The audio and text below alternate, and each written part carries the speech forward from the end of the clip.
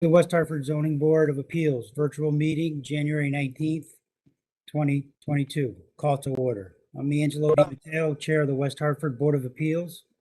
For the record, I'd like to note that the required meeting agenda and application materials are all available on the town website. This meeting is being conducted in a virtual format in accordance with the Freedom of Information Act as amended by the Public Act number 21-2, which authorizes municipalities to conduct a public meeting virtually. Will the zoning enforcement officer please read the court roll? Michael D'Amato. Here. Todd Doyle. Here. Angelo DiMatteo. Here. Michael Johnson. John Harris. Here. Zablotsky. Here. Carolyn Borman. Here. And Kristen Levesque.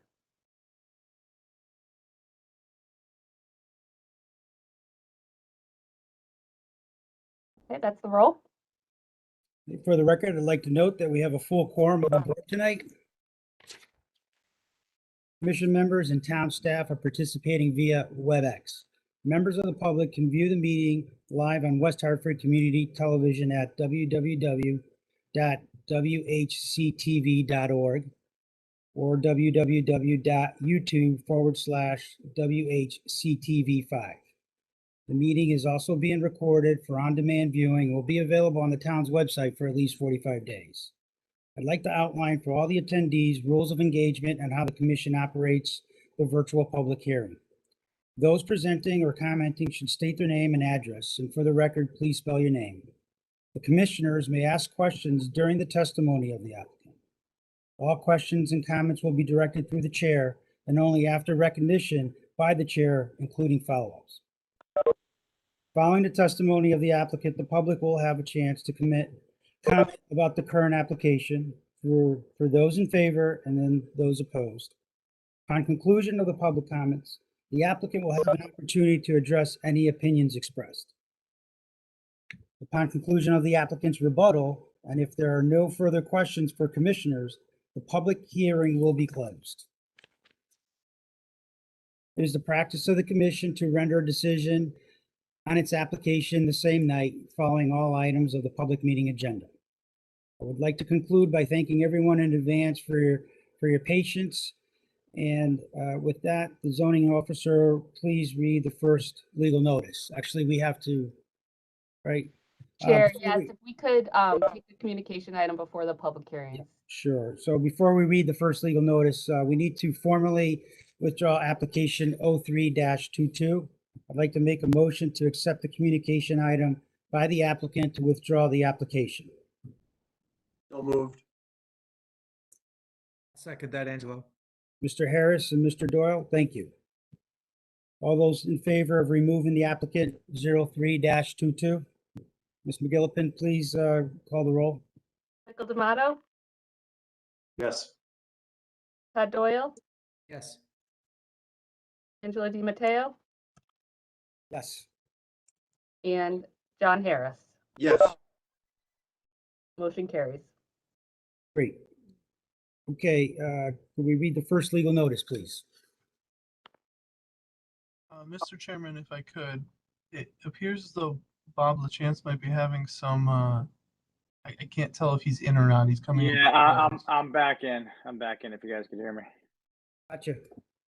Thank you. Okay. The Town of West Hartford Zoning Board of Appeals will hold its regular virtual meeting at 6:00 p.m. on Wednesday, January 19th, 2022. The public hearing and meeting will be conducted exclusively in a format in accordance with Freedom of Information Act as amended by Public Act number 21-2, which authorizes municipalities to conduct public meetings virtually and will convene at 6:00 p.m. as the matter may be heard on the following. Petition number 01-22, 29 Mayflower Street. Petition of Rachel Benyay, record owner, requesting a special exception approval in order to maintain a customary home occupation for a Reiki business as an accessory to the residence per section 177 2022-49 for a period of 1 year per plans on file, RM3 zone. At this hearing, interested persons may be heard or submit written communication as outlined below. The full application is available for public review by visiting the town's website and following this navigation path. Government tab, Boards and Commissions, Zoning Board of Appeals, next meeting agenda at the website www.westhartford.ct.gov/government-boards-zoning-board-of-appeals or by email request to comment.tpz@westhartfordct.gov. Virtual meeting viewing instructions. Members of the public can view the meeting live on YouTube at https://youtu.be//gcb3pozmy_q or on West Hartford Community Television at www.hctv.org and www.youtube/WHCTV5. The meeting is also being recorded for on-demand viewing and will be available on the town's website for at least 45 days. Any interested persons may participate in real time by calling 1-408-418-9388 and using the following access code 2336-103-0967 at 6:00 p.m. Participants using caller ID blocking will not be permitted to participate. Participants will be called on in the order in which their call was received. When prompted by the chair and/or moderator, participants will have the permission to speak on matters germane to the hearing. Any persons may submit a written comment via email to comment.tpz@westhartfordct.gov or via mail attention to Town Plan and Zoning Commission, Town Plan and Zoning Office, Room 214, Town Hall, 50 South Main Street, West Hartford, Connecticut, 06107. Written comments will be made as part of the record on January 19th, the public hearing, and posted on the town's website. In order to be included as part of the record, comments must meet the following requirements. Comments must be received no later than 3:30 p.m. on January 19th. The subject of the email shall be application number and address, ZBA January 19th public hearing. The body of the email must begin with the interested person's full name and street address. Comments must be germane to the application and no longer than 500 words. That concludes the legal notice.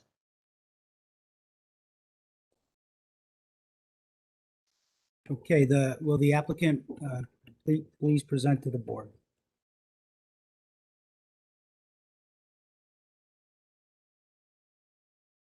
We need, you're muted. Thank you. Good evening, everyone. My name is Rachel Benier, and I go by Shell. I am looking to start a Reiki business out of my home here in West Hartford. We're new to the area. This is also a new business for me. I have received 2 accreditations in Reiki, Reiki Level 1 and Reiki Level 2.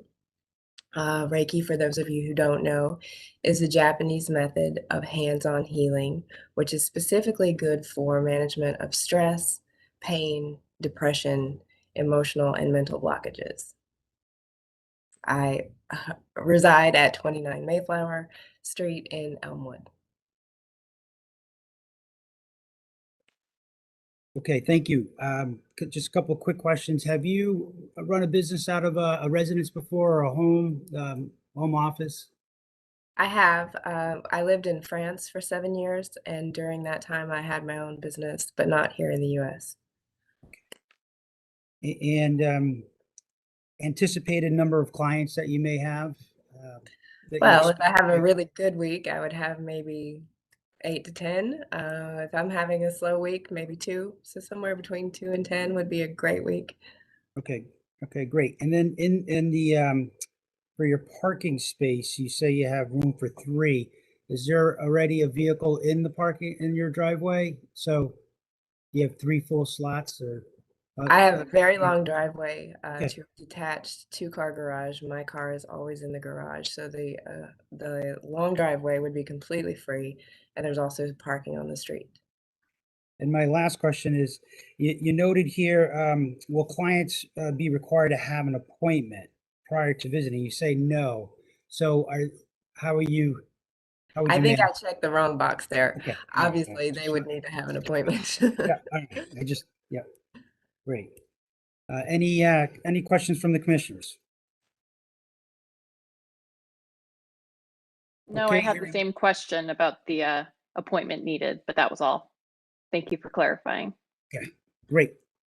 Okay, hearing no other questions, Ms. McGillicuddy, are there any letters in the file or in connection with the application? Yes, we did have a letter of support from Ruth and Peter Petkatis at 33 Mayflower Street that was posted on the website. Okay, That was the only letter received. great. Okay, and it's customary now to ask whether there are any members of the public that would wish to speak in favor or opposed to the applicant. Mr. Moderator, anybody on the phone? Mr. Chairman, I don't believe I see any call-ins. I believe that everybody currently on video is a presenter. So I think we are good there. Okay, so no comments, other than, one letter in favor, none opposed, no letters in the file. Seeing none, thank you very much for your application. You're welcome to stay while we deliberate. And we'll make our decision tonight on your application, or you could call the office in the morning, for the results, or you can wait for the, decision in the mail. Thank you. There very much. also, I forgot to mention the alternate that is going to be voting on this. And if we go in order, it'd be Kristen Levesque for this application. Okay. Great. Thank you very much and good luck. Okay, Ms. McGillicuddy, would you read the legal notice for the next application?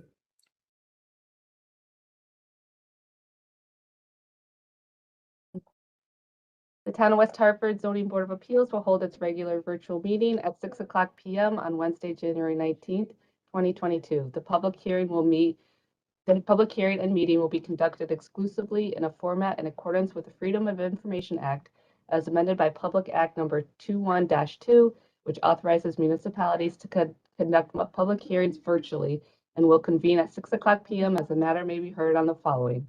Petition number 02-22, 67 Somerset Street. Petition of C. Neville, record owner, requesting to renew a special exception for a customary home occupation to operate a law office as an accessory use to the residence for a period of 3 years per section 177-49 of the zoning ordinances and per plans on file, R6 zone. At this hearing, interested persons may be heard or submit written communication as outlined below. The full application is available for public review by visiting the town's website and following this navigation path. Government tab, boards and commissions, zoning board of appeals. Next meeting and agenda at www.westhartfordct.gov/government-services/boards/board-commission/boards/board-of-appeals or by email request to comment.tpz@westhartfordct.gov. Members of the public can view the meeting live on YouTube at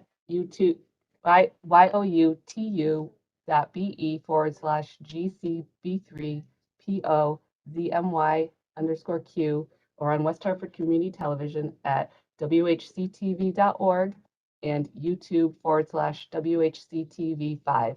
The meeting is also being recorded for on-demand viewing and will be available on the town's website for at least 45 days. Any interested persons may participate in real time by calling 1-408-418-9388 and using the following access code 2336-103-0967 at 6:00. Participants using caller ID blocking will not be permitted to participate. Participants will be called on in the order in which their call was received. When prompted by the chair and/or moderator, participants will have the permission to speak on matters germane to the hearing. Any interested persons may submit a written comment via email to comment.tpz@westhartfordct.gov or via mail, attention Town Plan and Zoning Office, Room 214, Town Hall, 50 South Main Street, West Hartford, Connecticut, 06107. Written comments will be made part of the record at the January 19th, 2022 public hearing and posted on the town's website.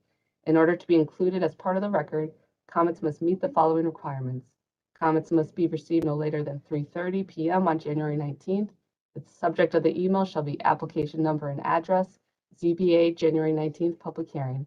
The body of the email must begin with the interested person's full name and street address, and comments must be germane to the application and no longer than 500 words. That's the end of the legal notice. Mr. Neville, the floor is yours. Thank you. Good evening. My name is Donald Neville. I reside at 67 Somerset Street in beautiful Elmwood. So I've been practicing law for 20 years. I graduated from UConn in 2001, and I just opened my practice solo last February. So I got my approval last year, and I'm here for my next cycle. I don't see any clients here. Occasionally I'll have a client that will come by and drop off some materials and things like that, but I don't generally have any clients that meet here. So I have room for parking in my driveway for 3 cars, but I think I've had 1 client in the last year. Great, and no changes in the hours, and everything's pretty much status quo as it has been the last 12 months. Nothing's changed. And just a couple of clients, you said, if any, that come by. Yep. Great. I don't have any other questions. Commissioners, any questions for the applicant? I'm all set. Chair, if I may, the alternate that will be voting on this one is alternate Bob LaChance. Okay. Hearing that we don't have any other questions, it's customary to ask if there's anyone in the public that would like to speak in favor or opposed to the applicant. Mr. Moderator, is anybody on the phone? Mr. Chairman, I do see a call in. I will attempt to unmute them. I'm unfortunately unable to see favor or opposed, but we can see if they have comments for this application. The number ending in 57, I am sending you a request to unmute now. I believe that it is *6 to unmute.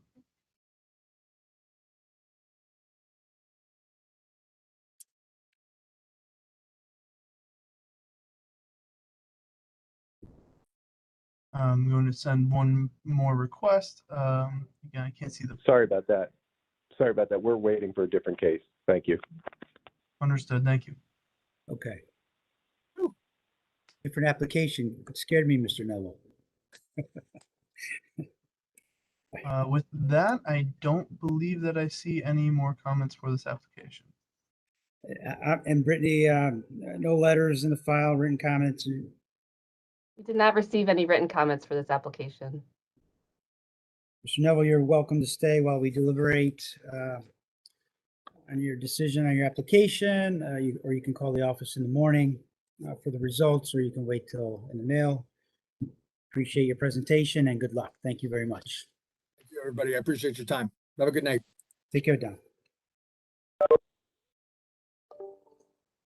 Ms. McGillipan, would you please read the next legal notice? Town of West Hartford Zoning Board of Appeals will hold its regular virtual meeting at 6:00 p.m. on Wednesday, January 19th, 2022. The public hearing and meeting will be conducted exclusively in a format in accordance with the Freedom of Information Act as amended by Public Act number 21-2, which authorizes municipalities to conduct public meetings virtually and will convene at 6:00 p.m. as the matter may be heard on the following. Petition number 04-22, 300 Bloomfield Avenue. Petition of New England Jewish Academy, Inc., record owner, requesting a variance to section 177, attachment 3, maximum horizontal dimension per building, requesting a 52.5-foot variance to the 250-foot horizontal dimension requirement for the construction of an addition, R20 and R13 zones. At this hearing, interested persons may be heard or submit written communication as outlined below. The full application is available for public review by visiting the town's website and following this navigation path. Government tab, Boards and Commissions, Zoning Board of Appeals. Next meeting and agenda at www.westhartfordct.gov/government-services/boards-commissions/zoning-board-of-appeals or by email request to comment.tpz@westhartfordct.gov. Members of the public can view the meeting live on YouTube or on West Hartford Community Television at whctv.org. and YouTube/WHCTV5. The meeting is also being recorded for on-demand viewing and will be available on the town's website for at least 45 days. Any interested persons may participate in real time by calling 1-408-418-9388 and using the following access code 2336-103-0967 at 6:00 p.m. Participants using caller ID blocking will not be permitted to participate. Participants will be called on in the order in which their call was received. When prompted by the chair and/or moderator, participants will have the permission to speak on matters germane to the hearing. Any interested persons may submit a written comment via email to comment.tpz@westhartfordct.gov or via mail attention, Town Plan and Zoning Office, Room 214, Town Hall, 50 South Main Street, West Hartford, Connecticut, 06107. Written comments will be made as part of the record at the January 19th hearing and posted on the town's website. In order to be included as part of the record, comments must meet the following requirements. Comments must be received no later than 3:30 p.m. on January 19th. The subject of the email shall be application number and address, CBA January 19th public hearing. Body of the email must begin with the interested person's full name and street address. Comments must be germane to the application and no longer than 500 words. That concludes the legal notice. Great, thank you. Would the applicant please begin the presentation? Yes, good evening, members of the agency. My name is Robin Pearson. I am an attorney with the law firm of Alter and Pearson in Glastonbury, Connecticut, and I represent the applicant this evening, New England Jewish Academy, Inc., for the purpose of securing a variance for property it currently owns at 300 Bloomfield Avenue.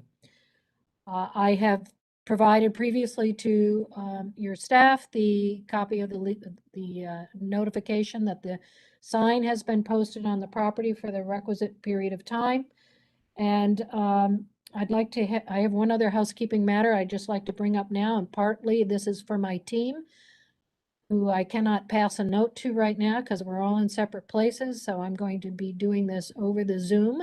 And that is to say, since the legal notice for this application specifically indicated the variances was requested for amount or a distance of 52.5 feet, that is what we're going to be talking about this evening. We're not going to be talking about 55 feet. So please just tuck that little piece of information away. We had in our application materials suggested we'd like a little leeway, but the public notice does not indicate that that's what's before the agency or the public. So we are going with 52.5 feet. With me this evening are several people. I'd like to introduce, first of all, Ted Zablotsky, who is our chair of the building committee for the academy.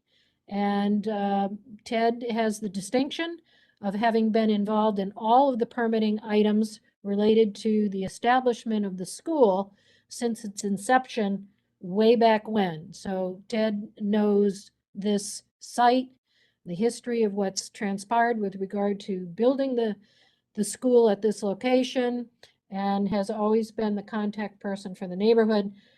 Ted is going to just tell you a little bit about why the academy is before you this evening, the importance of this particular application to the academy, and of course he'll be here to answer any questions that you might have at the end of our presentation. Also joining me this evening is Ted Egnetz, who is a landscape architect. He's with Richter and Segan. And really, he's going to carry the brunt of the presentation. He's going to talk about why the site is a difficult one to be able to achieve. In fact, it really doesn't work.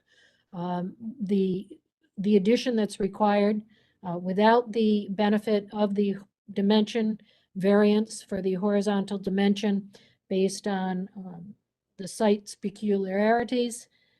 And he's also going to talk about the compatibility of the proposed addition with the neighborhood, with the variance being granted, and why this will not be something that will take this building from being one that is currently harmonious with the streetscape visuals to one that is not. He's going to be followed by Adam Palmer, who is our architect with Phase 0 design, and he will give you a little bit of information on the programmatic aspects of the new addition. We'll also talk to you about the outreach that we've done to this point with the neighborhood and conclude with some remarks before obviously addressing all the comments that you may have. So with that, I'd like to turn it over to Mr. Zablotsky. Thanks, Robin. My name is Ted Zablotsky. I live at 44 Miamis Road in West Hartford. I appreciate the opportunity to speak to you tonight and to have our application considered. We have been a high school for a long time. 2 years ago, we merged with the lower school that's currently at 53 Gab Road in Bloomfield. There's lots and lots of compelling reasons for bringing us together under one roof. The synergies, the cost savings, the feeling of community. There simply isn't enough room in our current building to house pre-K through 12, which is the kind of school we are now. So what we would like to do is build a small addition that would house the pre-K through second grade. The balance of the classes are going to be in the existing building. We're going to do some renovation, adding a classroom where the library, part of the library, changing the configuration to allow a larger, more appropriately sized nurses room, resource rooms, that kind of thing within the building. And the addition on the outside will also have a playground appropriate for the ages of the children that'll be using it.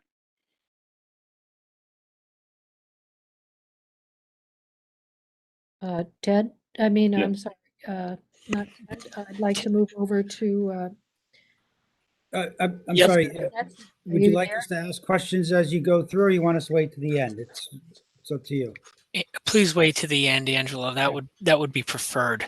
I would like to ask the enforcement officer if I could share my screen, because I have some visuals that I'd like to click through as I present. Is that possible? Yes, it is. Terrific.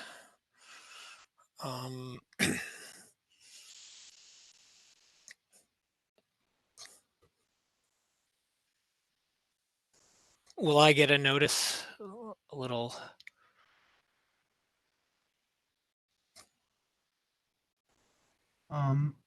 Josh, I had just made you presenter. On the Okay. bottom of your screen, there is a button that says share. Yes. And that. Okay.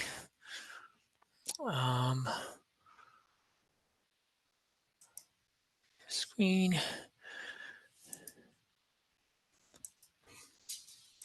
Okay, I'm now sharing my screen. You should all be able to see an Adobe Reader with the overall site plan on it. Thank you, Commission. Again, my name is Josh Ignatz. I reside at 142 High Ridge Drive in Tallinn, Connecticut, and I am with Richter and Segan, the landscape architects who prepared the plans for the applicant. The specific standard, as Robin indicated, is the maximum horizontal dimension per building standard. Throughout all of the residential districts in town, that's a 250-foot limitation, and we're looking to extend that to 302.5 feet. As shown on this plan, the dimensions are called out, and you can see the addition primarily extends towards the northwest along the Bloomfield Avenue access.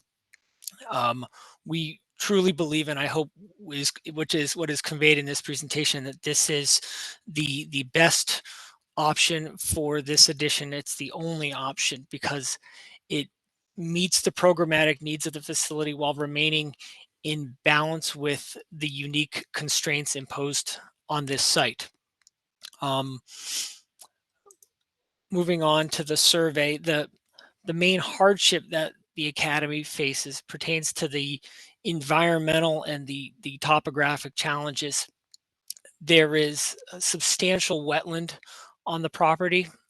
There's a water course, the Park River, that runs behind the existing building. These with the river, there's a floodplain limitation. In concert with the topography, we're very limited with how this building can be expanded without significant impacts to those resources. In addition to those resources, there's the imperative to maintain healthy buffers and maintain quality of space for the surrounding community. So we really think this location here is the most appropriate. If we were to expand purely eastward, the building, and I'm going to move on to the grading plan. If we expand just in this direction, we would take over an existing ball field, which would in turn need to be relocated deeper into the buffer in closer proximity to the wetlands and the floodplain. And these would be things we would be confronted with at our TPZ application, which would follow this one. If we expand to the southeast, we would face even greater topographic challenges. Coupled with the fact that as a school facility, the operations really need to occur on single levels of the building, and that terracing and significant changes in grade from floor to floor are operationally problematic. Obviously, we would have to dig into this buffer, into existing vegetation, which would have impacts that I'll get into shortly. And finally, we considered if the building were to extend toward Bloomfield Avenue, that would displace parking, and then the parking would need to be located elsewhere on site, and the process repeats itself with the impacts to the environment as well as the neighbors. So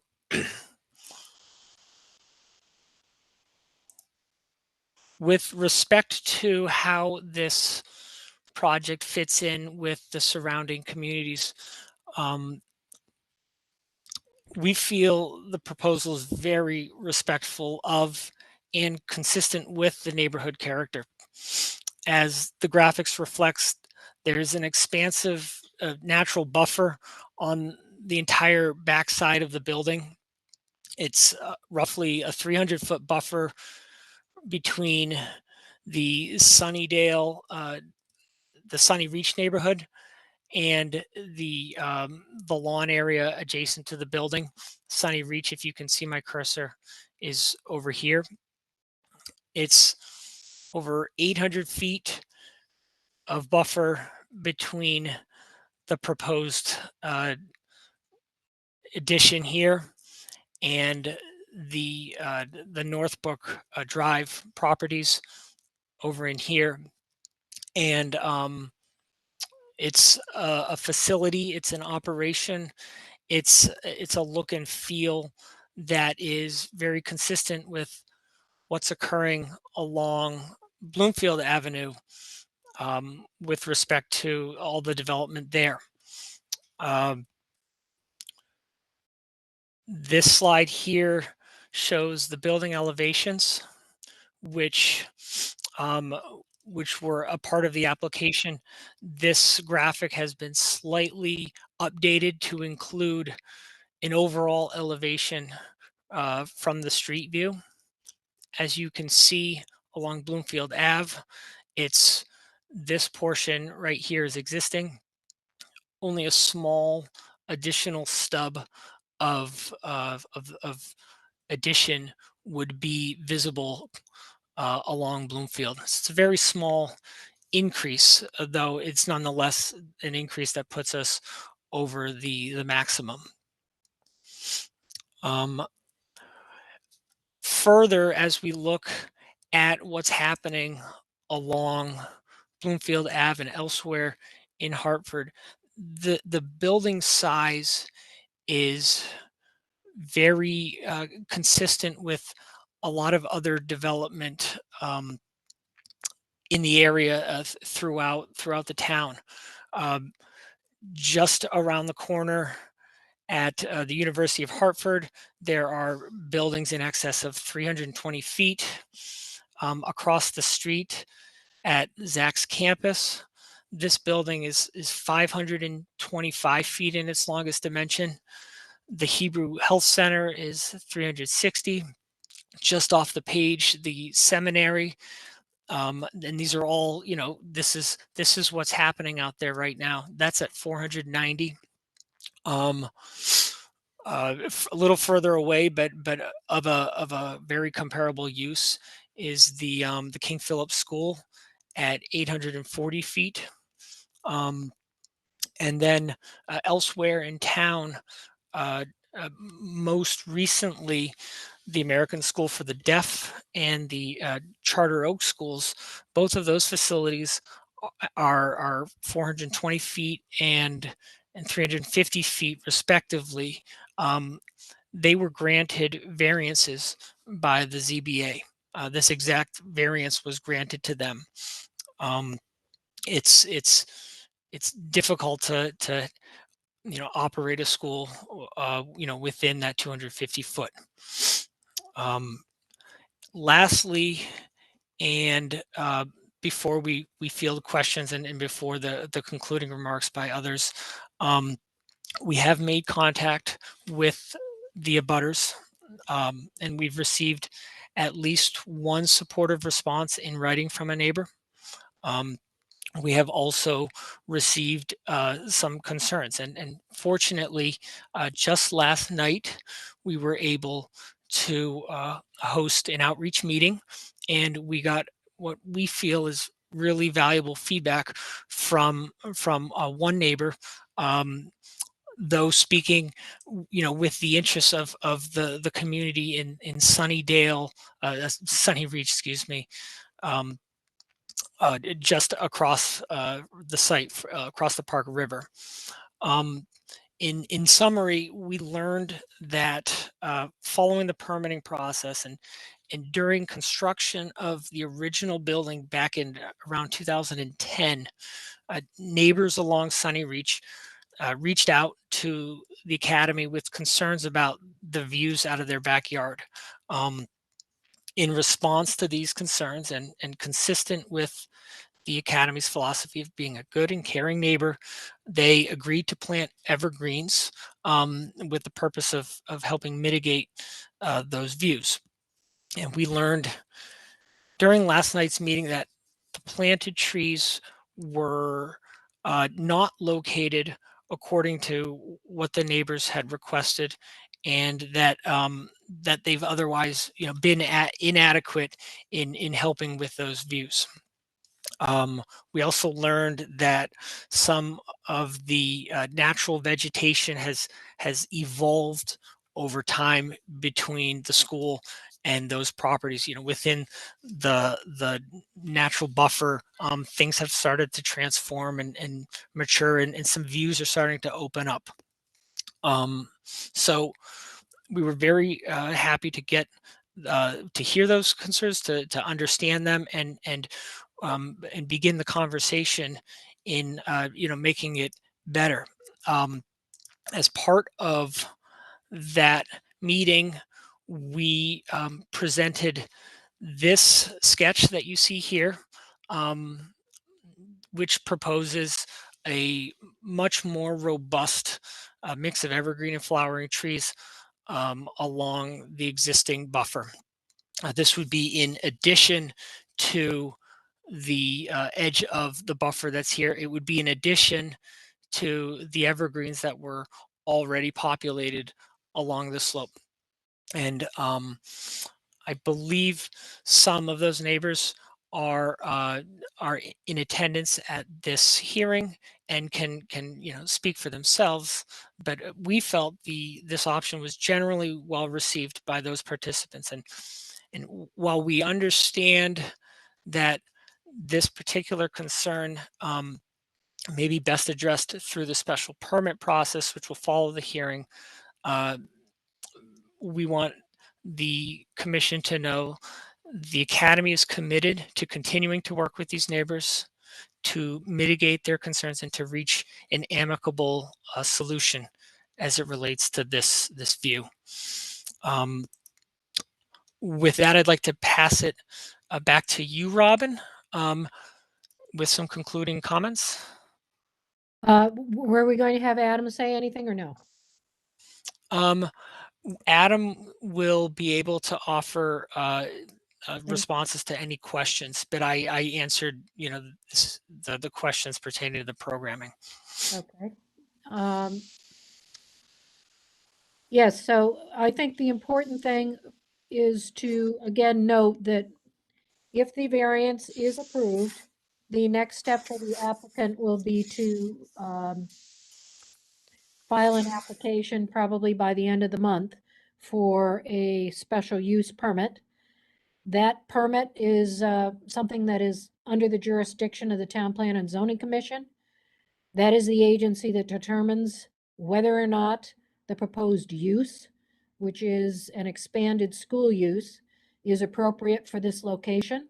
And they will be looking long and hard at all the issues that are associated with that expanded use, such as some of the concerns that have been raised by the neighbors regarding what they can and cannot see from their properties, particularly from the other side of the river.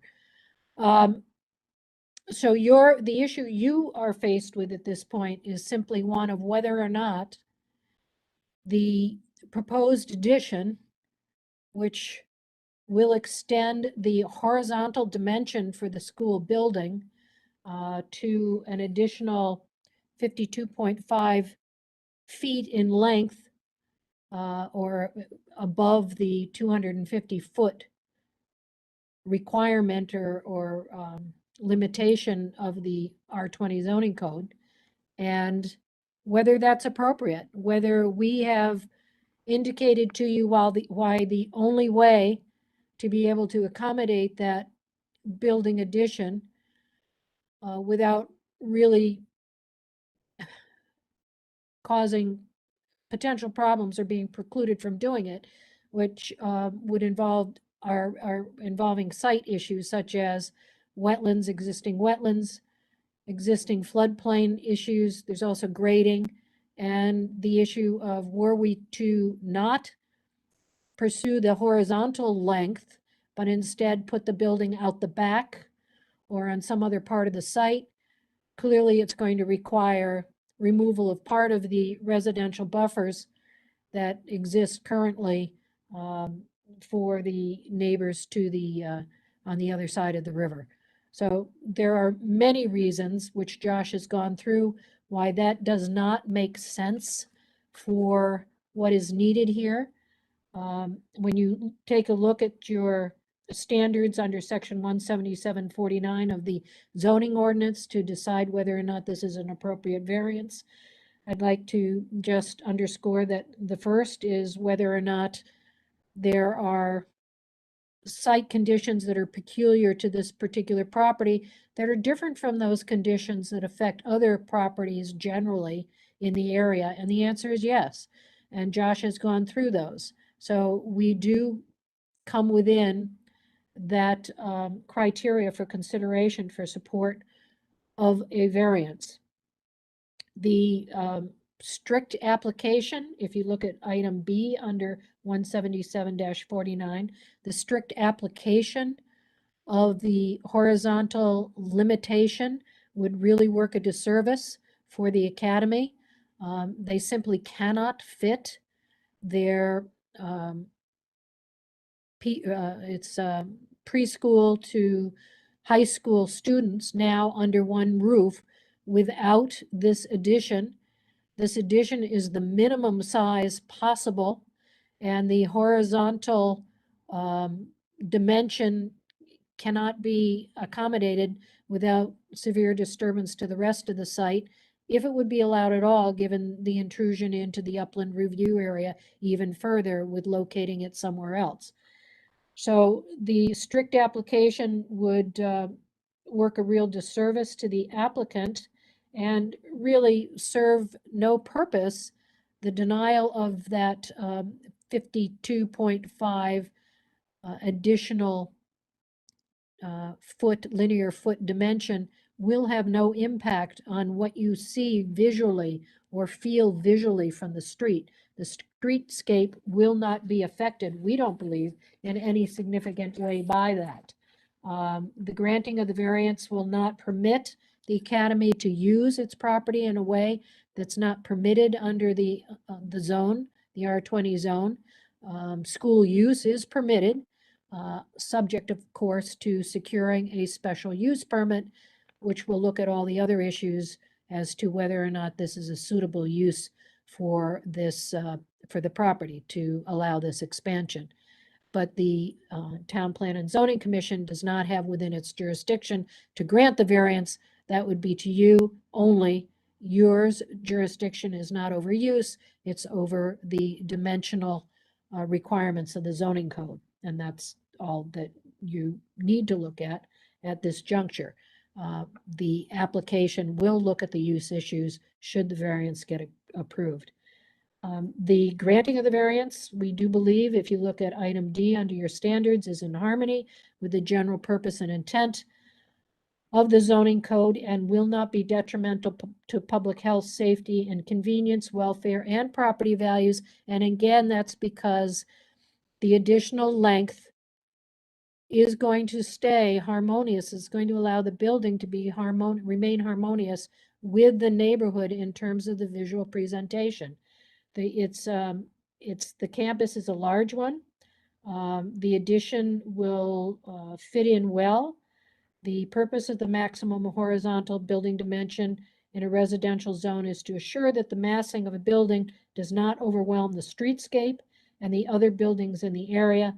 And with our setback of the addition, and when you consider all of the other buildings right in the immediate area and nearby that already allow a much longer horizontal dimension, I think we are on firm ground in saying that this will allow this new addition in conjunction with the existing building to remain harmonious with the area.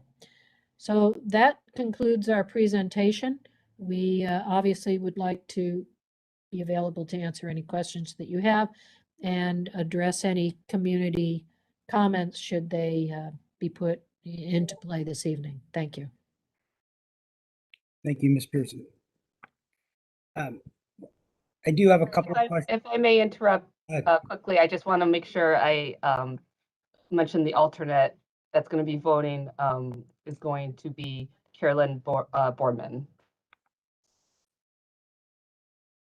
Thank you. Whoever can answer this, this is Commissioner DiMatteo. Why put the border to the right? The building is on the south side of the existing structure. I've driven out there. I've looked at it. Is that you're not going to put a buffer behind the building that the new building? I mean, Josh, can you answer that?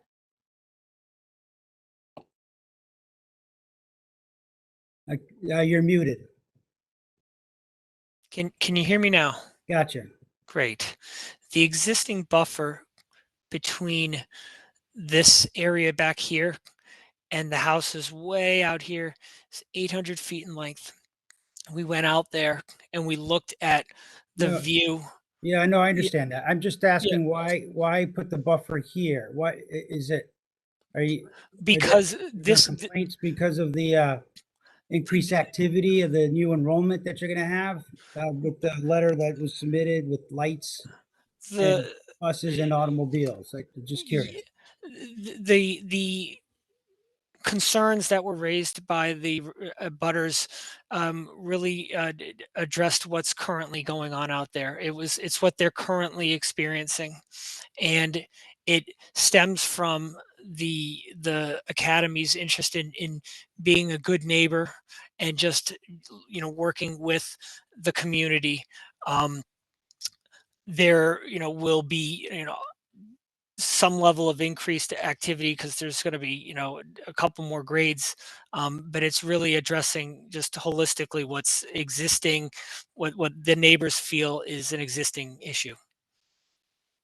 If I could add to that, we are going to be continuing to dialogue with our neighbors with regard to still a request to consider adding more buffering on the other side closer to or behind the new addition. And that's something that we would continue to discuss and have resolved before we get to the special use permit. But in meeting on site yesterday, when this all came to our attention, because frankly, this is a new issue that we were unaware had not been solved previously. And we have agreed that indeed those neighbors on Sunny Reach who had hoped that the initial planting, maybe I guess 10 years ago, would address what had become a gap during construction of the new building, a gap in what they could see right through to Bloomfield Avenue. The plantings that were put in were not quite on target, and there's been some thinning in the interim, as Josh said. So we are proposing this to remedy that situation right away. And that was something that we learned of within the last 2 or 3 days, I believe, and have remedied with this new proposal within the last couple of days. We've just not had enough time to fully develop the plan, and I think it would be irresponsible to have a fully developed plan without further conversations with those abutters to take a deeper dive into their concerns and most effectively address it, make it right, get it right this time. Okay, so to the best of your knowledge, you think you've addressed, based on a letter that we received from,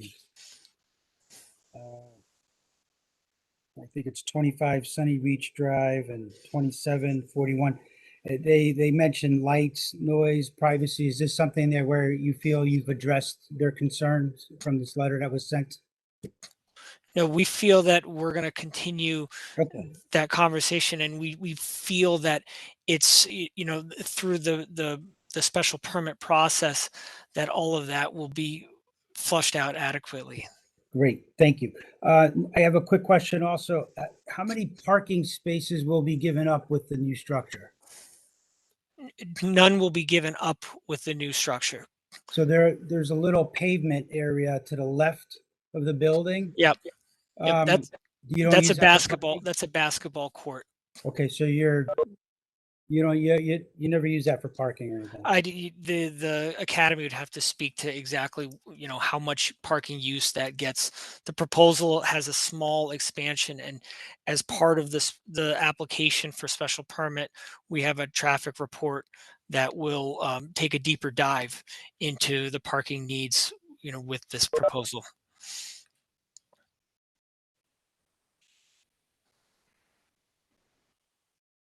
Is Ted available?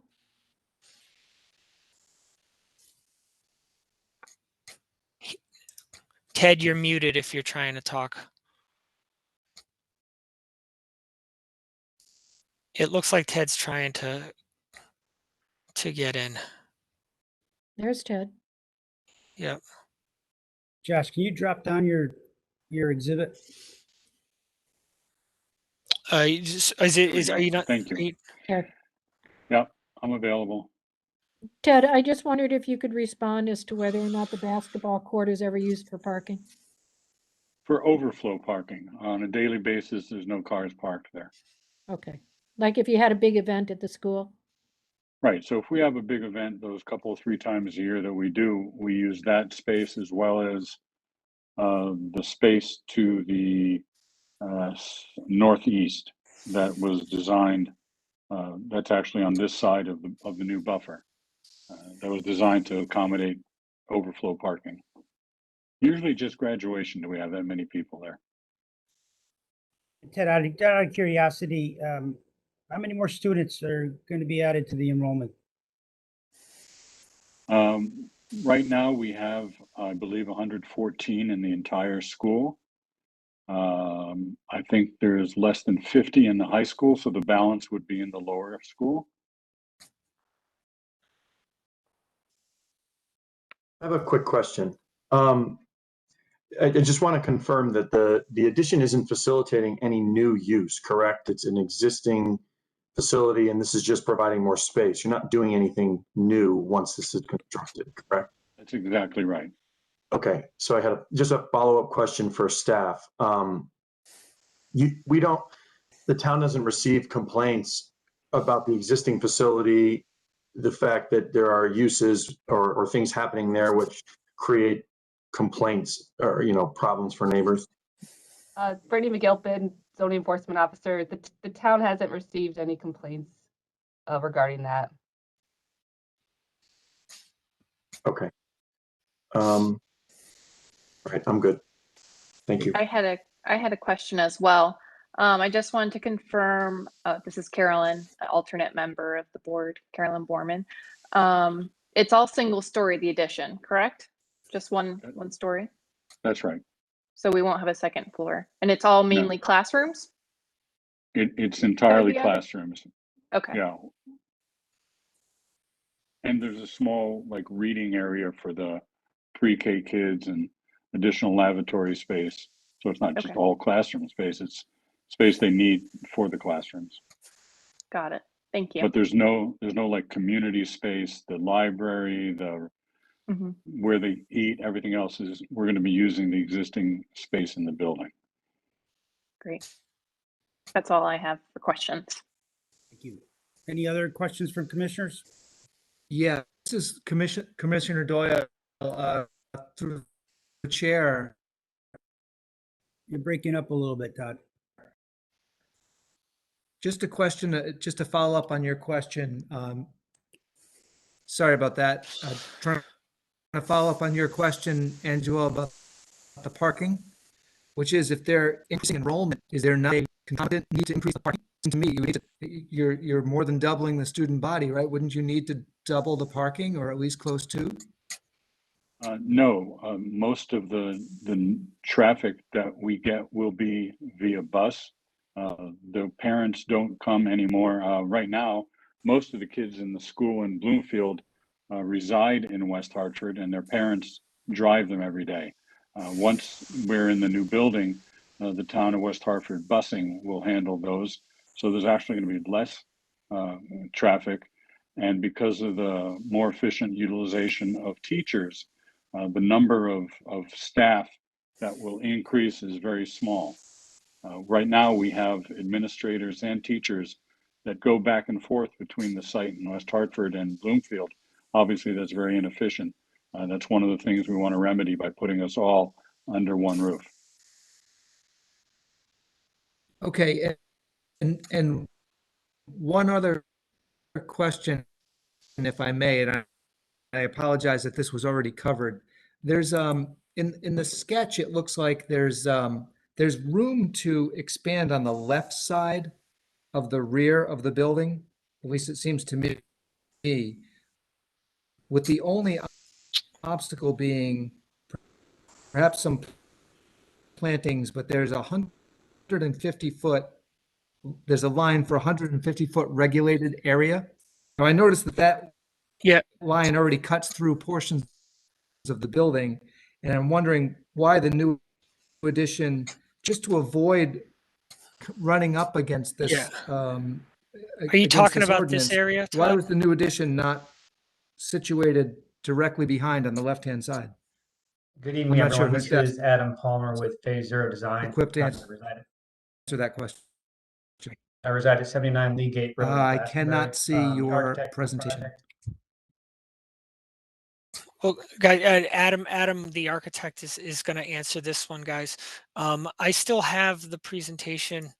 Hang on a sec. I'll get that up.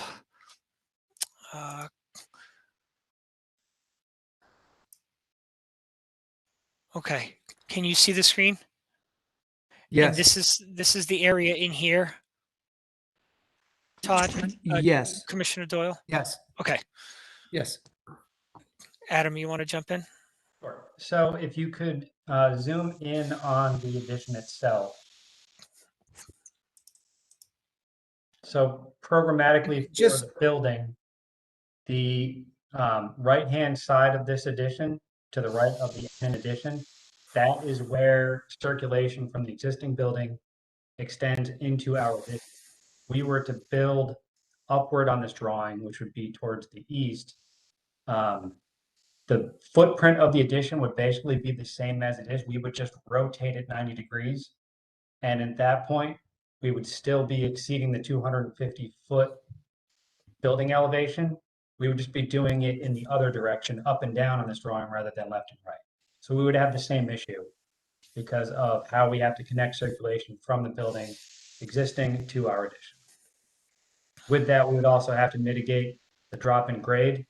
So it would present other issues for construction, for access to that area for construction, and we would most likely end up removing more trees from the site than we are with the proposed addition that we have in front of you tonight.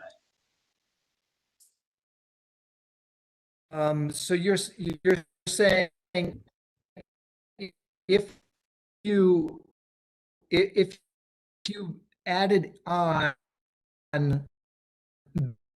behind rather than do a different design altogether, which would be just to put the classrooms in line behind, you would rotate the existing.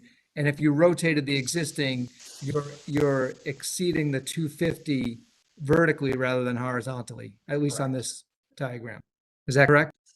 But I guess that's assuming that you're using the same design and rotating. Wouldn't there not be an opportunity to rethink or to have thought differently in the first instance? Or are you saying that no matter how you configure that addition, you're running up against the 250 on the vertical? Correct. In order to accommodate the 6 classrooms, age-appropriate toilet rooms, and support space, which is a faculty room, a small reading room for the pre-K to 2 students, some work rooms, end up with a double-loaded corridor running up on this drawing, and the length of the building would essentially be the same as we have it here for the addition. So with that, we would still exceed the 250-foot limit.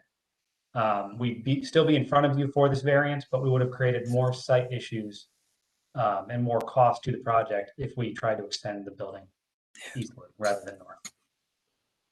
Okay, I appreciate that. Thank you.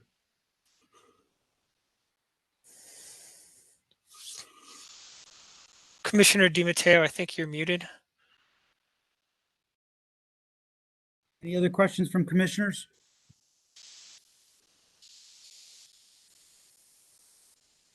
I'm all set.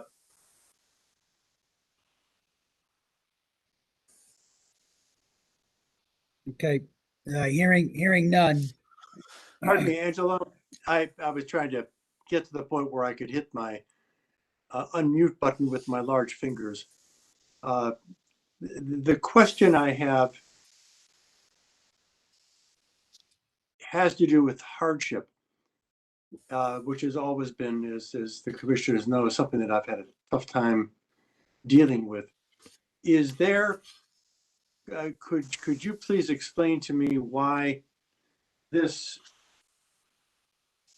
meets all of the criteria for hardship on this particular property that would not be addressed by simply having a different floor plan or a different Yeah, just a different plan. I'd have one of the applicants I- explain. Yeah, I'm happy to respond. Robin, would you like to respond, or can I jump in? No, why don't you start? It's because there are Okay, programmatic issues he's asking about. sure. So the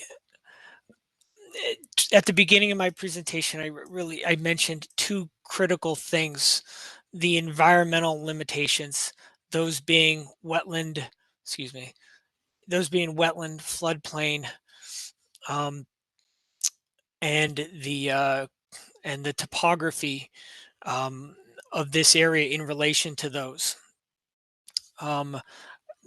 We also mentioned, and it's the fourth criteria on the ZBA's, how is a hardship defined, or what makes a variance acceptable, which is that it is done in a manner that is least impactful and does not compromise health, safety, welfare, or property value. And we carefully considered all of those things together, and really felt that this addition towards the north met all of those criteria. As I said, pushing it to the east required even more expansive impacts to these environmental areas, impacts that we would have to justify on our next round, and we'd have to explain why some alternative isn't the better solution to that commission. And with respect to the neighbors, we looked carefully at who is affected the least, and and it's the neighbors to the north. If this addition, that if anything were to be going to the back, it would more dramatically affect folks that are in closer proximity. Have I answered your question, Commissioner? Or Robin, would you like to further expound? Let me just add one other thing, which is that the idea of hardship that you are exploring in this decision is whether or not the strict application of the code requirement, i.e. the 250-foot limitation on building length, would work a true disservice to the applicant and the intent of the zoning code in the first place. And since the purpose of that horizontal requirement has to do with whether or not, if you exceed that horizontal requirement, the building is no longer harmonious with its neighborhood. It's sort of a random length that was established, especially when you consider that a number of buildings historically in this area, such as the seminary, exceed that length by quite a bit and are considered extremely beautiful things to look at from the streetscape, from the street side. So the hardship analysis is one of whether or not this will cause a hardship to the applicant that is unnecessary, given all the items that the commission, the agency, the board should be considering when it decides this. And Josh also alluded to, if we were to propose to go deeper into the upland review area, when we could have gone to the ZBA to get a variance for the extra 55 feet, 52.5 feet, and didn't pursue that route, they would think, well, that would not be a good thing. The purpose of the ZBA is to address those situations where the characteristics of the lot create problems, and where a variance is a logical way of addressing those problems without, in this instance, going further, intruding into the environment, or what will the end result if we go in the other direction is we're going to have to intrude further into the buffer between us and the neighbors on the other side. There is no impact visually that will be detrimental to this property or our neighbors with extending it where we are proposing it. Now, the use is a different issue, and we'll deal with that when we get to the TP&Z. But I do believe we've shown that there is a hardship given the site constraint, and that this is a very logical way to address that hardship. And I think we meet the standards of your regulation as a result. Thank you, Ms. Pearson. And that answered my question. Thank you. Any other commissioners have any questions, concerns, issues? No, no further questions. Thank you. Hearing none. Ms. Gilpin, are there any additional letters in the file in connection with the application? Yes, we had 2 letters that we received. The first was from Michael Rudette. He resides on, oh, I'm sorry, I don't have the address. Oh, 69 Sunny Reach Drive. He had a letter of support that is on the website. And also the second comment we received is from multiple neighbors. I'll read them, just the list. This was a letter in opposition or with concerns of the application. It was Richard Glisson of 25 Sunny Reach Drive, Jay and Susan Putterman of 27 Sunny Reach Drive, Jeffrey and Ellen Nestler of 41 Sunny Reach Drive, Joan Cornfield at 49 Sunny Reach Drive, Thomas and Dougie Trumbull, 55 Sunny Reach Drive, and Fred and Kimberly Kriebel at 59 Sunny Reach Drive. This was also posted on the website and shared with the commission. Okay, great. So it's customary now to ask if is there any members of the public that would wish to speak in favor or opposed to the application? Mr. Moderator, do we have anyone on the phone? Mr. Chairman, it appears that we have one call-in. I think we may also have someone who has videoed in who was not part of the presentation. So I'm going to go forward with the call-in first, after which I'll try to go through those who have videoed in. So at this time, I'm going to send a request to unmute to the 860 number ending in 57. Again, the code to unmute, I believe, is *6. Hi, good evening, everybody. This is Jay Putterman. We're here with my wife, Susan. We live at 27 Sunny Reach. You received our letter. I'm the one voice speaking on behalf of the 6 of us listed. I would make a clarification that it wasn't an outright objection. We have some concerns, as was pointed out. And we compliment the team from the Academy and Ted for engaging with us. And we're making a lot of good progress in the last couple of days on resolving issues old and maybe issues new, which I think you guys have all talked about a little bit. As I listened to the presentation, a couple of things that I just want to point out.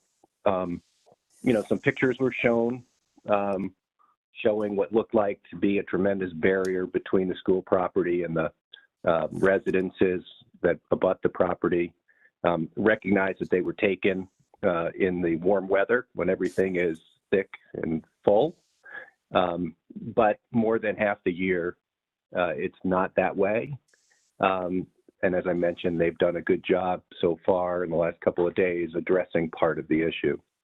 I think our real question, and the question I maybe would ask the chairman, is we have these concerns, and when the school was built 10 years ago, and there were a few trees planted, and by no means do not mistake what was done as a buffer. There were some trees planted, and we acknowledge that they want to do a lot more in that area, as shown in Josh's presentation, which would resolve that issue.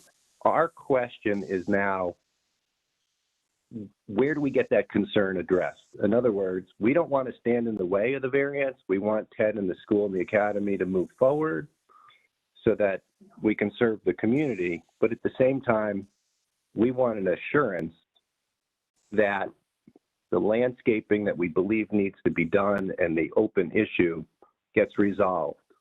So in other words, does that get resolved here with you guys? And I've never done this before. Or does it get resolved several weeks from now where they go to planning and zoning? And what I don't want to get into is you guys approve, and then we get to planning and zoning. We go, well, if you had wanted those trees, you should have said something back there at the time we were doing the variance approval, right? So we haven't been through this before. Ted and team are doing a good job. We just want to understand how to move forward and get this into the actual plans for the development of the site. And if somebody could answer that or address that, then I have a follow-up. Thank you, Mr. Putterman. I believe we could discuss that as we deliberate. Ms. McGillipen, I believe we could discuss that when we're doing our deliberation on the applicant. Right. Just, I know it's been mentioned before, this application is going to go through another public hearing process with a different commission. But certainly there can be conditions for the variance that, address that these, concerns, the plans will be reviewed by the Town Plan and Zoning Commission, something along those lines to ensure that, this variance was approved with certain, conditions attached to it. And I'll ask the applicants, how do you feel about moving forward with addressing Mr. I believe, forgive me, the caller's concern? If I may, I'm just going to quickly start and ask Mr. Zablotsky to put on the record the Academy's position with regard to going forward in working with the neighbors on this matter. And then I'd just like to address the legal issues after he's done that. Okay. First of all, I want to thank Mr. Putterman and his wife, as well as the other residents on Sunny Reach, for finally letting us know. And I apologize to them that the trees that we planted when we built the first building, we put into the wrong spot. It's that simple. We didn't appreciate what their complaint was, and we put them in the wrong spot with the best intention. We still have the best intentions. We're committed to making sure that they're happy. The very robust buffer that's been proposed. This time, the difference is we're going to go over to their property and look at ours and see what the problem is exactly. And we're going to invite them over to ours and show them their house from our side. We're going to get on the same page. We're going to make them happy. And it really has nothing to do with going forward. It has all to do with being good neighbors, which we're committed to being.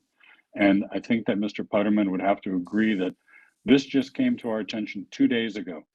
And we've had a very quick and I think very sincere, effective response. And that will continue.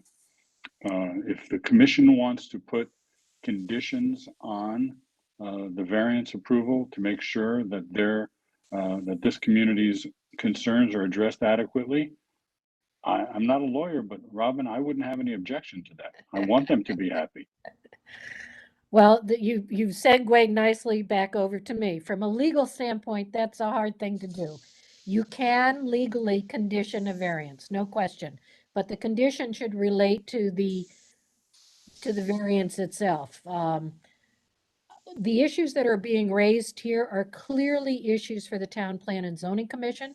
You have on the record Mr. Zablotsky's commitment, backed up by practice in terms of what he's been able to accomplish in 2 days. We will deal with these issues. We would be foolish not to, because we're going to go through the same process. We're going to have a public hearing before the Town Plan and Zoning Commission, and I assure you They deal with these issues all the time, and they're very tough. And they're going to require us, indeed, will be miffed if we don't resolve things with our neighbors. And that would potentially endanger our ability to get the expanded use approved. So we are going there. If you want to put a condition on that says, the applicant should it's really hard to do. I mean, what would you do? You would say, with the condition that the applicant work with the neighbors before the special hearing, the special use permit application. Yes, of course, we could agree to that. Is it a typical kind of condition that goes on a variance? No, but that's okay. We're not going to object to it if that's what you would like to do. So you have our commitment. We have to do it anyway, even if we didn't make a commitment, because we wouldn't get a special use permit unless we resolve these issues. So we have no choice. We are going to resolve the issues through continued discussions and meetings with both sides. And just one closing comment. I'm sorry to interrupt, but if we would have known about this 10 years ago, we would have handled it 10 years ago. We just found out over the last 10 years, we haven't heard any complaints from our neighbors, none, zero. So as soon as we heard it, we started taking action. We're committed to seeing this through.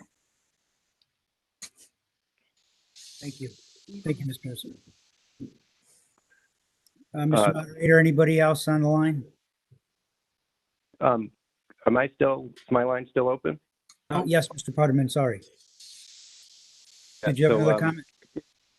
I do. I appreciate what everybody's said.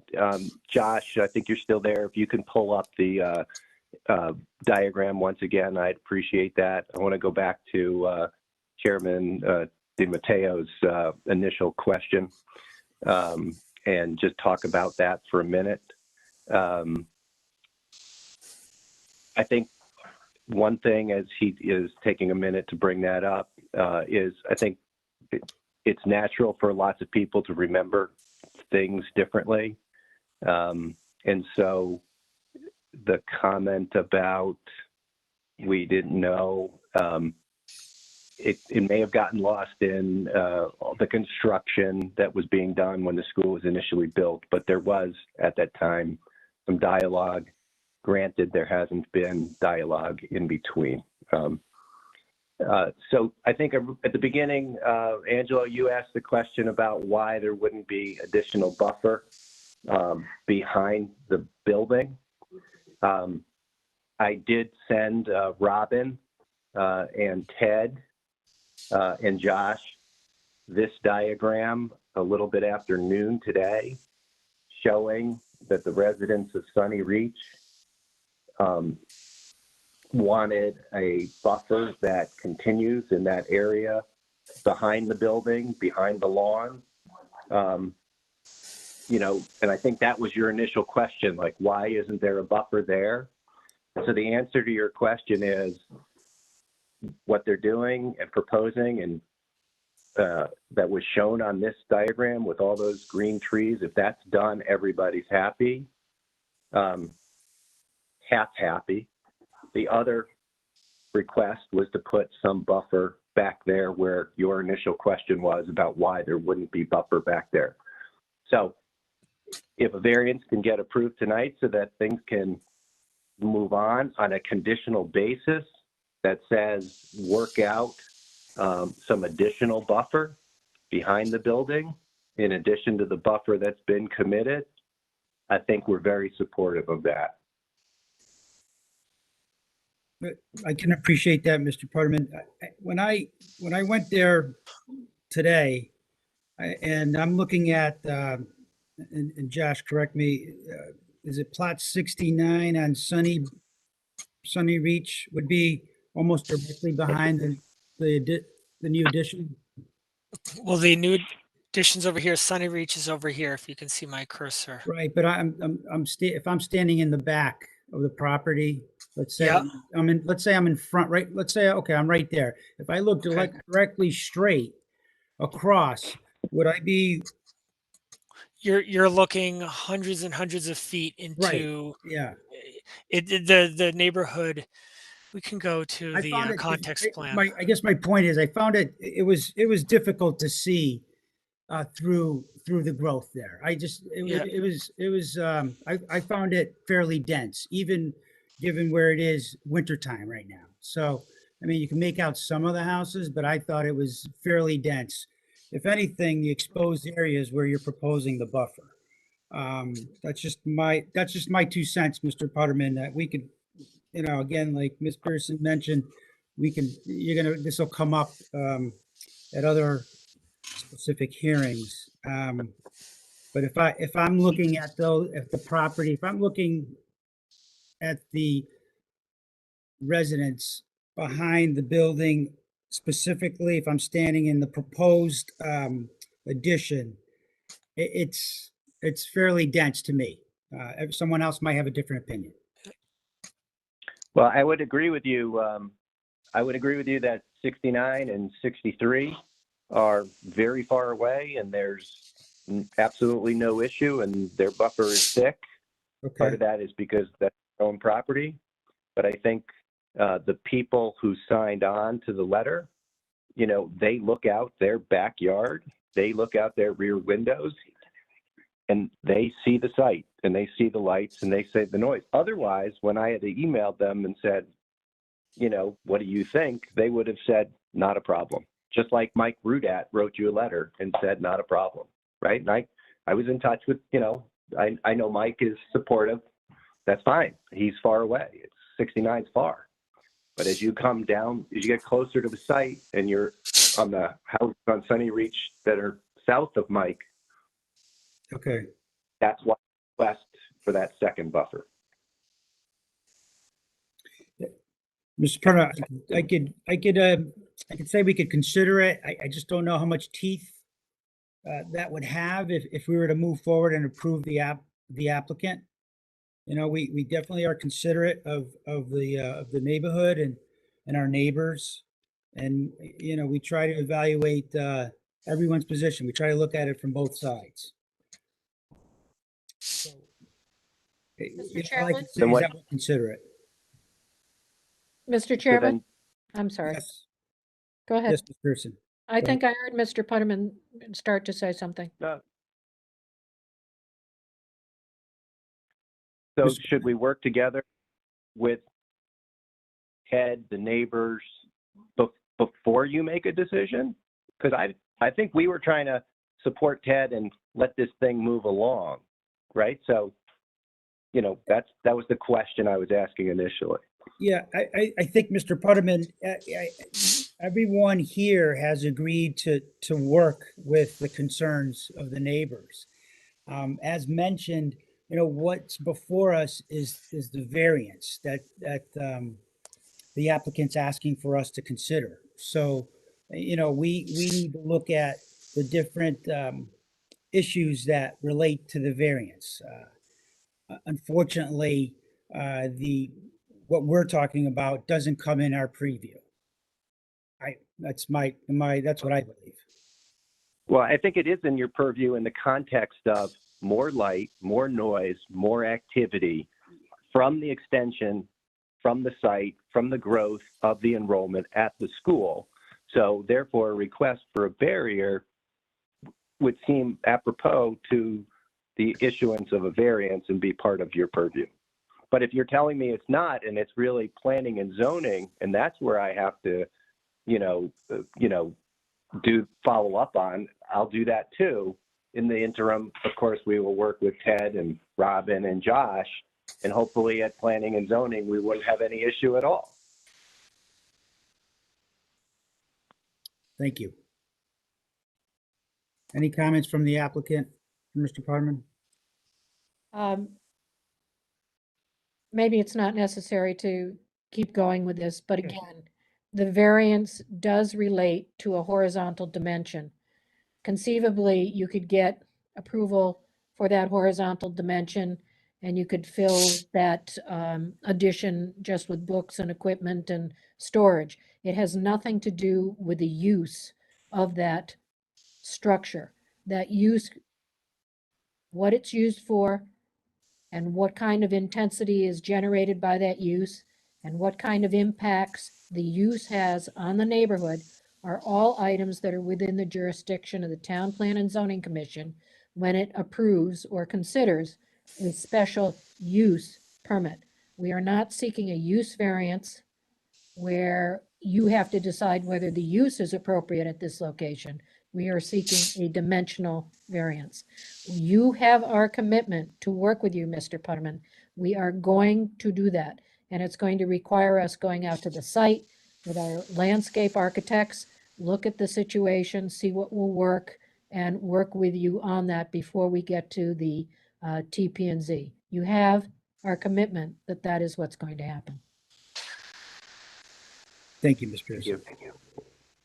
Thank you, Mr. Putterman. Any other calls on the line, Mr. Moderator?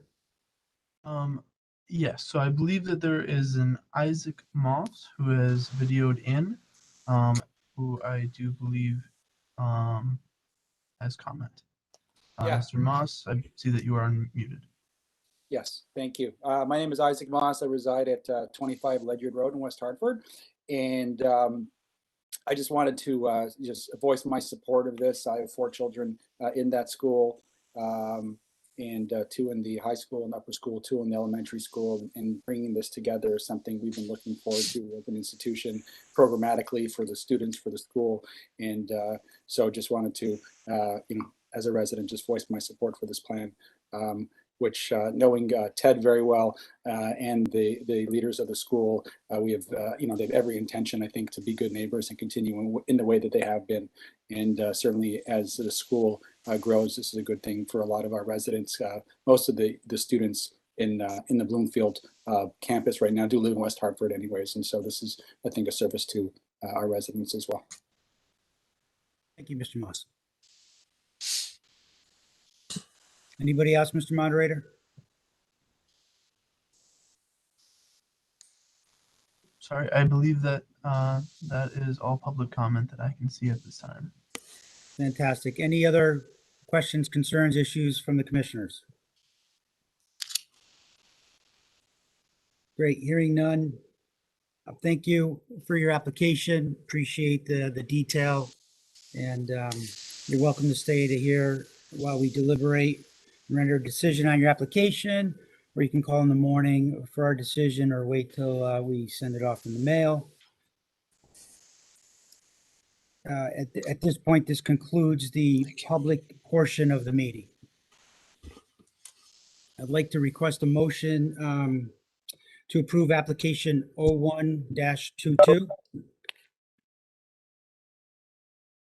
So moved. Mr. Harris, thank you. Second. Mr. D'Amato. I don't have any issues with this applicant. It's a 1-year application. Someone that's done this before, although it was a different country in France, but I'm okay with it. Does anyone else have any comments or issues? I'm good with this. Okay, hearing none. Ms. Birmingham, will you please call the roll?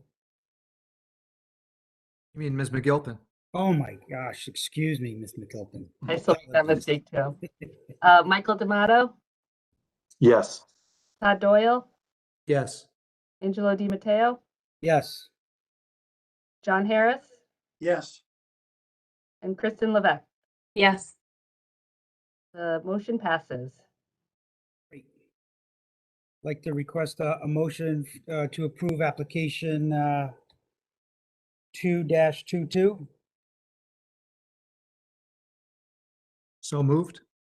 Mr. Doyle, Second. Mr. Harris, thank you. Don Neville, he's a friend of the board. He's been doing this for a while. I don't have any issues with him. If he was on the line, I'd bust his chops, but no, this Yeah. is fairly routine. Absolutely. Okay, so move to approve application 02-22. Michael D'Amato, Yes. Todd Doyle, Yes. Angelo Di Matteo, Yes. John Harris, Yes. and Bob LaChance. Yes. Motion passes. Great. Okay, I'd like to request a motion to approve application 04-22. So moved. Thank you, Mr. Harris. Second. Thank you, Mr. D'Amato. I don't know where to start on this one. I think the point was taken, though. I mean, what's in front of us is the variance. There was a couple of other buildings or other applications over the years that were approved, which are very similar. Two before, I believe, before this variance was written into the bylaws, right, Ms. McGillicuddy? Did we have a few that fall in this area? You mean previous applications for variance? Previous applications that didn't fall under the variance, but two were approved after the variance was put in place. Correct? Right. So the most recent one was in 2011. I think it was mentioned, the American School for the Deaf that received a variance. And 160 Mohegan Drive? Yes, The that was variance earlier. was Yep, I granted? think that was in the 80s. Yeah, as well as 355 Bloomfield Ave, correct? Yes.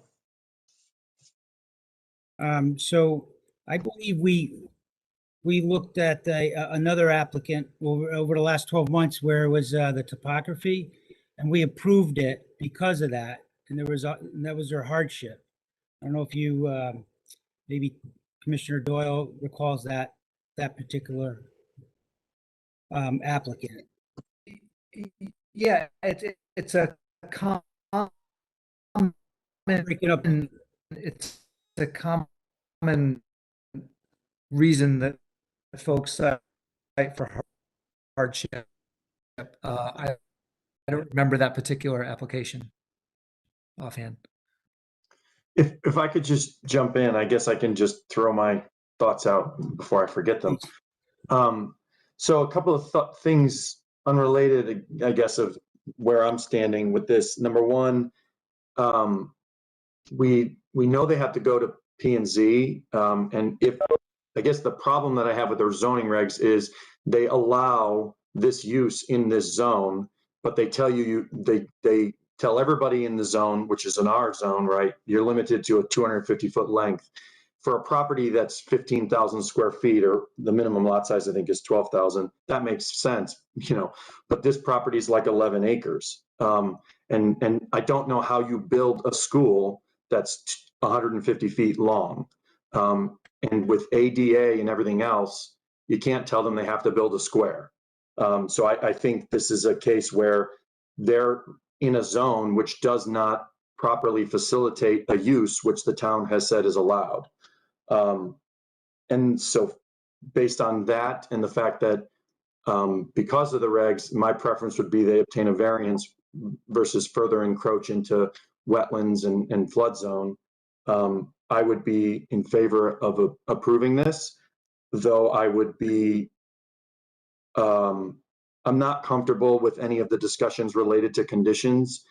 I think that in my book, I don't want to be part of a court case if anything is appealed, so I'd rather approve it with no conditions. And I think we've clearly established that all of the concerns are that of the TPZ, and I would just sort of point out that this recording and everything that we've discussed here can be entered by the applicant and the residents as part of the public hearing for that application, and would clearly put that onto the record.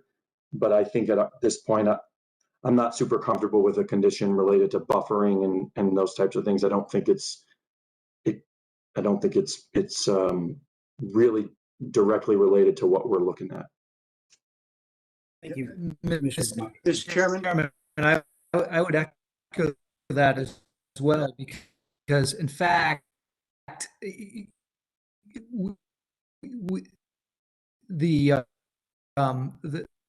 neighbor who was concerned even mention that this concern about buffering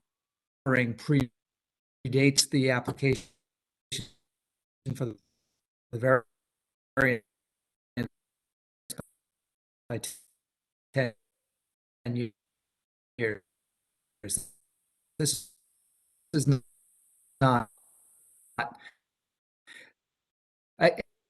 it doesn't seem to me like the buffer is related at all to the variance. In fact, they agreed when you said, hey, why don't you have a variance behind the new property? Well, you don't need one. So I think the buffer is on a different side. It's a different consideration that has very little to do with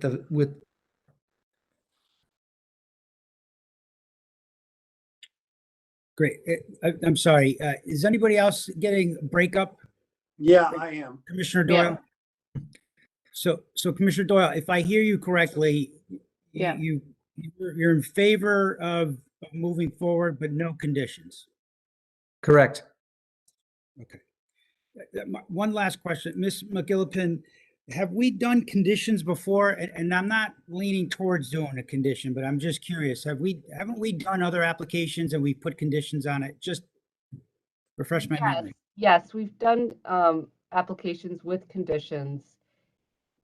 Specifically, I think pretty recently there was a signage variance that we Yes. put conditions that directly related to the signage, directly related to the variance that was at hand. So I mean, I see the point of the commission about, making sure conditions are relevant to the variance being requested. Yeah. Okay.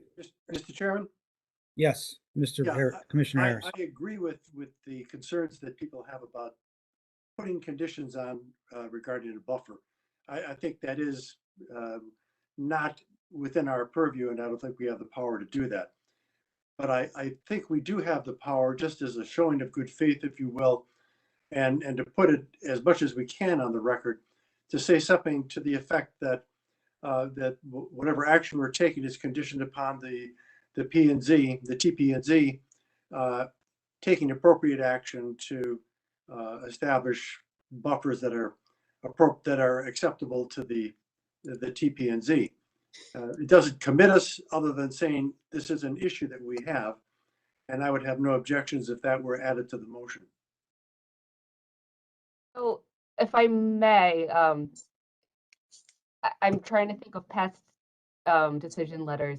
So I write the findings that the board has made, and I list those findings, what the hardship was. I mean, if it would, if the commission agrees, a finding could be that the TPZ will review, concerns raised by the residents at the ZBA hearing, something along those lines. That's just an idea. So it's not necessarily a condition.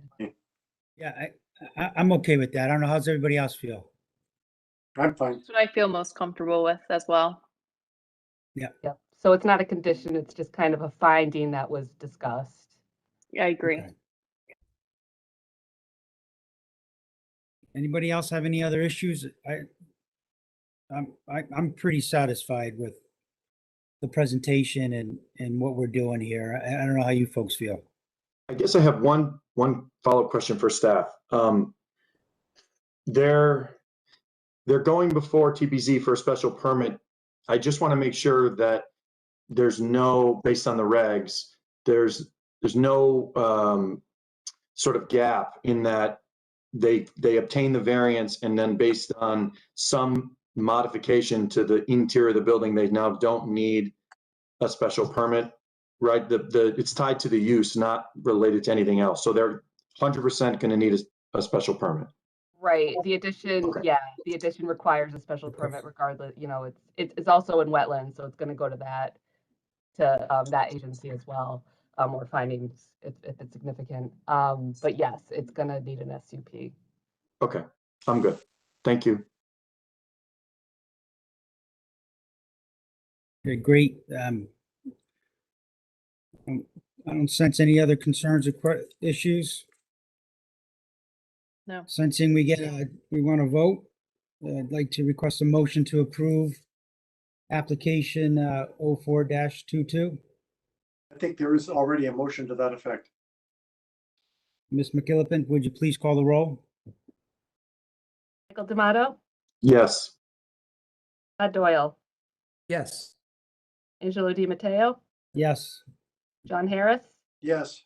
and Carolyn Borman. Yes. That passes. Thank you. Ms. McGillicuddy, do we have to approve minutes? We do. We have the December 15th, 2021 minutes. They are linked to the agenda. Did the commissioners that were at the last meeting have a chance to read the minutes? So only I my did. Justin's not here.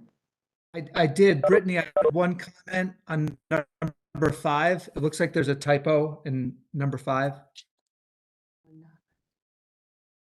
So one non-resident employee. Yes. Yep. Other than that, I'm good. Okay, great. For those that read the minutes, if nobody has any comments or questions, I believe we can pass the minutes. Motion to approve the minutes. Motion to approve? Anyone Second. opposed? Thank you, Mr. Doyle. Anyone oppose the motion to approve? If none, minutes are approved. Meeting is adjourned. Do I need a We need a motion motion to to adjourn? Do we do a Motion to streamlined adjourn. motion to adjourn? So moved. Great. All right. Thanks, everybody. Thank you. Thanks, everybody. Thanks all. Thank you. Thank you, everybody. Bye. Thank you. Have a nice night, everybody. Take care.